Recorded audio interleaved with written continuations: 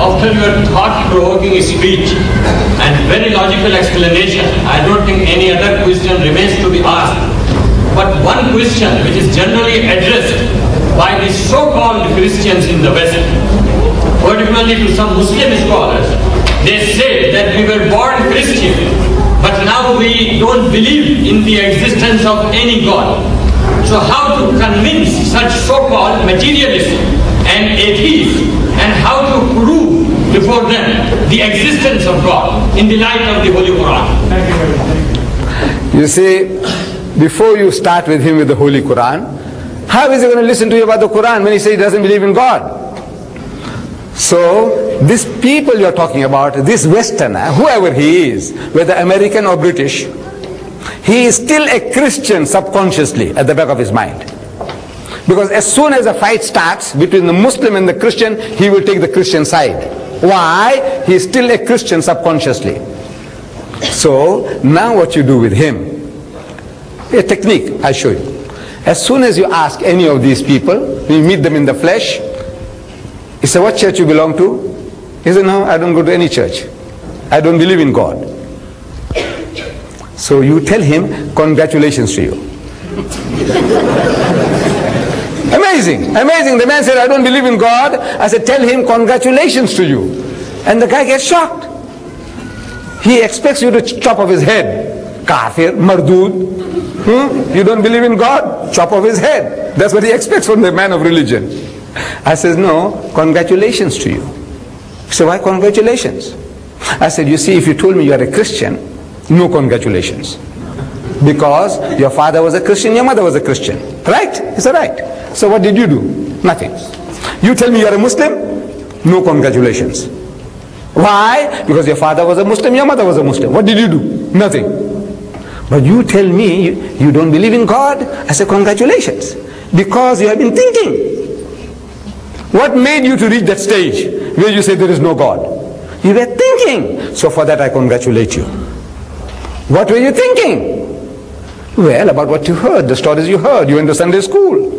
Your environment, they're telling you about Adam and Eve. Yes. You read about Adam and Eve in Sunday school. You heard the stories. Yes, Adam and Eve, they were put into the garden.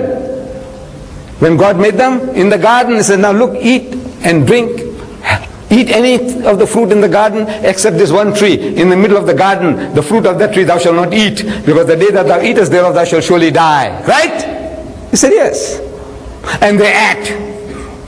And they discovered that they were naked. Prior to that, they were in a state of innocence, like little children. They didn't know what was what. As soon as they ate, that was supposed to be the tree of knowledge, the fruit of the tree of knowledge, so they realized that they were naked. So they started plucking leaves and covering themselves up. And Adam heard. I'm reading the Bible which he read. And Adam heard the footsteps of God walking in the garden in the cool of the day. You know, mighty King Kong. Boom, boom, boom, boom, boom. That's what the Bible says. He heard the footsteps of God walking in the garden in the cool of the day. It was afternoon, late afternoon. So Adam went and hid himself away in the bushes. So God comes and stands where Adam was a few seconds before, and he scans. He can't see them. So he shouts, Adam, Adam, where art thou? Kahan hai tu, kahan hai? Poor God, he didn't know where Adam was. Or maybe he was playing hide and seek. Look, look, we do play hide and seek. You see, I do it with my grandson. He's 4-year-old now. See, I go home, my grandson, he's there in front of me. But I look up all over. I say, Rais, Rais, tu kahan hai? I say, where are you? And he's just having a good laugh. He thinks, grandpa can't see.